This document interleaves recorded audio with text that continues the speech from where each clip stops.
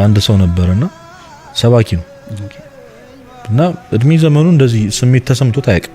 ያው ይጽፋል፣ ያነበበው ያስተምራል።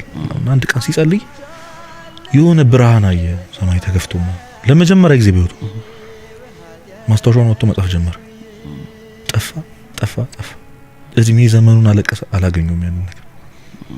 ያየው ሊጽፍ እኮ ነው ሊያስተምር ነው ሼር ለማድረግና አንተ ፐርሰናል ላይፍ አለ ከእግዚአብሔር ጋር ማወቅ ያለብን በጣም ፐርሰናል ላይፍ ለማንም የማይጋራ በቃ ማትናገረው ህይወት አለ።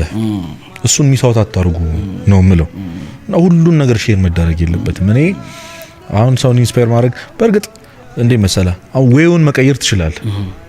አንተ የምታደርገውን ነገር አለማሳየት ትችላለህ። የተገኘበትን ቦታ አለማሳየት ትችላለህ። ልክ ነህ። አሁን ሰው ለምሳሌ አሁን ዛሬ እኔ እንደዚህ አይነት መንፈሳዊ ነገሮች ሳወራ እያደረካቸው ነው ወይ የምታወራው ብትለኝ አይደለም ነው ምልህ። ልክ ነው።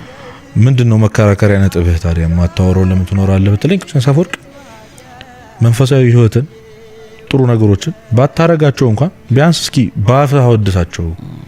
እሱም አንድ ነገር ነው። ኃጢአትን ከማድረግ መንቆጠብ ቢያቅተህ ቢያንስ ባፍህ አውግዘው እና ሰው ቃል እግዚአብሔርን ከመናገር ሰውን አሁን ስለ ቤተክርስቲያን ለመምከር ምናምን ወደ ኋላ የሚለው ለምንድን ነው?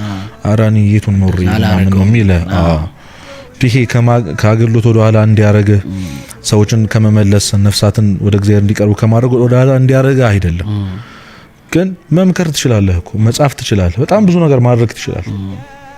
ግዴታ አንተ የተገኘበትን አተ እንዲያረክበትን አንተ ከእግዚአብሔር ጋር ግንኙነት እንዲፈጥር ያደረካቸውን መንፈሳዊ ተግባሮች ሼር ማድረግ የለብህም፣ ግዴታ አይደለም።